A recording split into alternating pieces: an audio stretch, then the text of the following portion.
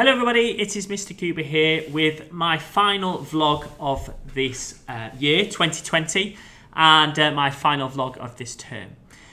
First of all, a few updates from this week and events that have happened in the last few weeks. So first of all, you'll see that I've been in my PE kit quite a lot this week because I've been joining in on our primary academy sports days. Not the sports days that we're normally used to, with parents participating and being able to be invited into school and to watch the students perform.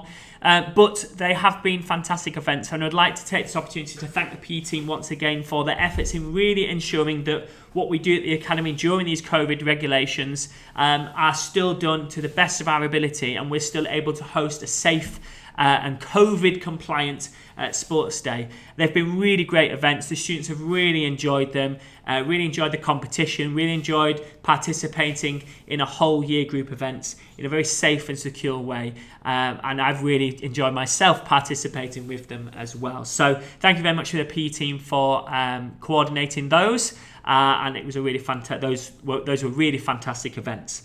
In terms of returning to school in next year, 2021, in January, please make sure you check D6. There has been lots of communication sent out in terms for our remote learners who wanting to return to face-to-face teaching.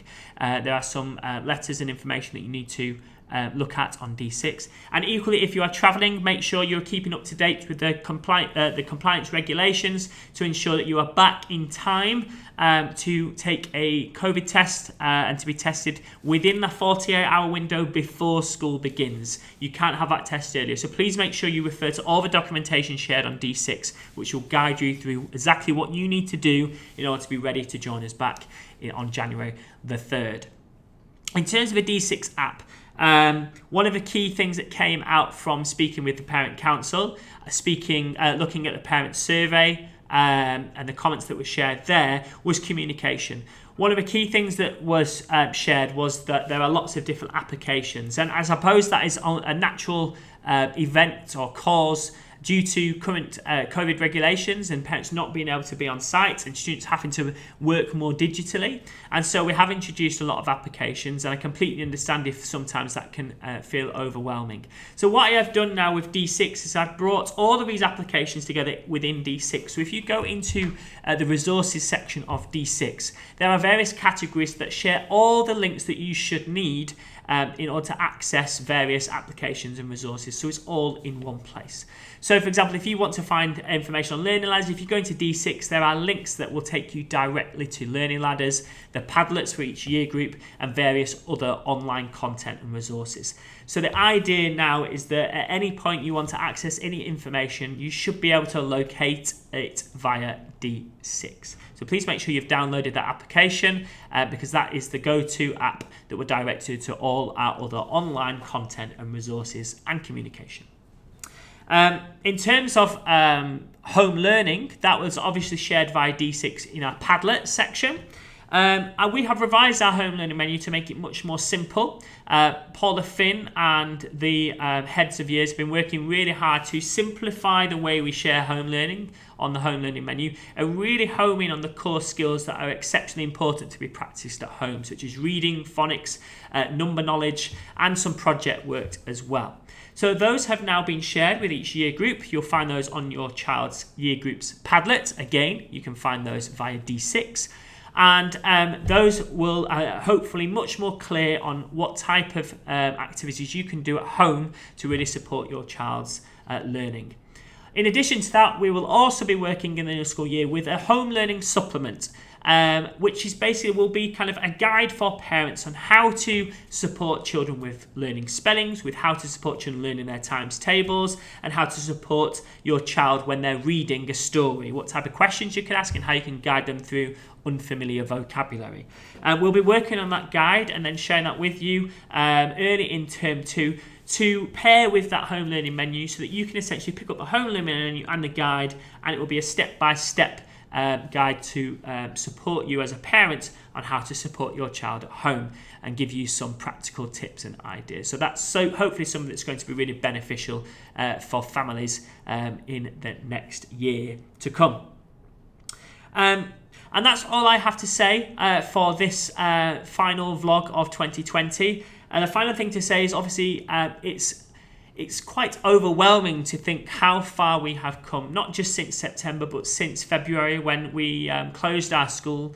Didn't close our school, we closed our school building and took our school online and delivered our remote learning program. The way that has evolved, and we've taken that into school and invited our school community back into the building in a safe and controlled manner to ensure that our children are happy and engaged, but most importantly safe during this time, is unbelievable. I would like to say thank you so much to our teachers who have overcome some of the most challenging times I think any educator has experienced in certainly the past decade. They have faced it with enthusiasm. They've then faced it with a problem-solving attitude to be able to really overcome and be really innovative to ensure that no child's education is forgotten. And for me, that is the most important thing. Yes, we're not living through an ideal time. We're living through a very challenging time, but our teachers have faced that with such positivity and a determination to ensure that no child is left behind.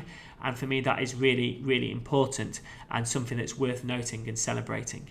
I would also like to thank our students. They have been absolutely unbelievable. We have had 3 and 4 year olds starting school for the very first time under COVID regulations, and the way that they have adapted over the past few months has been unbelievable. We've seen such amazing progress, not just academically, but socially and emotionally too, even despite this challenging time.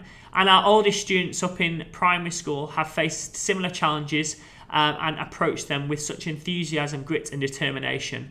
And I couldn't be prouder of every single child within the primary area of the academy because they face this time with such, as I say, enthusiasm and determination to succeed. And I couldn't be prouder.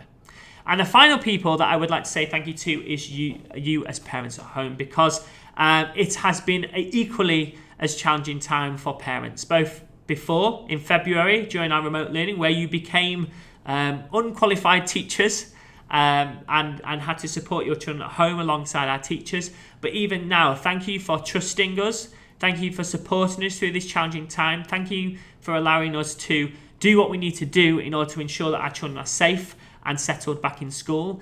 And all I can say is have, if you are celebrating, have a very well-deserved Christmas, a nice, well-deserved break. Enjoy times with friends and family. Have a happy new year. Stay safe. And we look forward to inviting our community back here at the Academy in the new year, 2021. Thank you very much. Stay safe and take care. Bye.